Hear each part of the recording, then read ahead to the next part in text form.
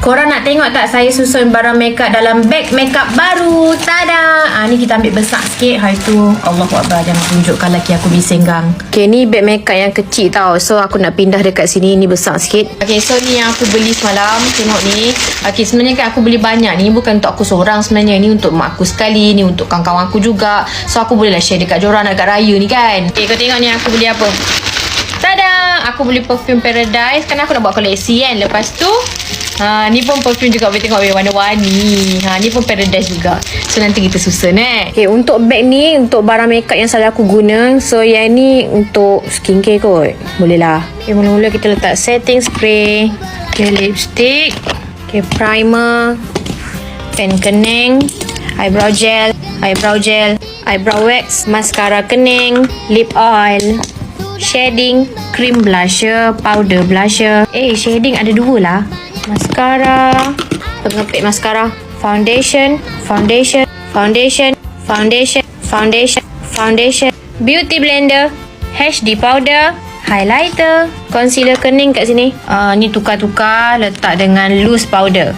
Beauty blender letak sini. Bulu mata. Okay, perfume ni kena standby 1. Ni selalu aku pakai ni, Prima Donna ni. Lepas tu apa Lepas tu Bellas by Marbella. Gitu. Tukarlah letak sini. Aku rasa macam boleh sumbat lagi ni. Bodoh, lain kali jangan lahir. Yang ni kan ada. So, menatang ni kena letak kat sini. Yang ni tak payah nak buat 2. Lepas tu yang ni pindah dekat sini. Yang ni pula pindah dekat sini. Pindah dekat sini. Ni pun sama pindah kat sini. Yang ni boleh pusing macam ni kan. Lepas tu eyebrow wax ni sumbat kat sini. Kamu muat. Yang ni keluar balik. Kau tak payah beri nak asing-asing. Letak je kat sini. Perfume ni pun letak kat sini. Primer letak kat sini. Bulu mata letak dekat sini. Settle. Yang ni cabut. Baru boleh letak eyeshadow. Tak muat bodoh. Tak apa. Boleh masuk kat sini. Letak balik lah. Sunscreen. Moisturizer. Eyeshadow. Tak muat. Eyeshadow. My baby dekat sini ya. Concealer.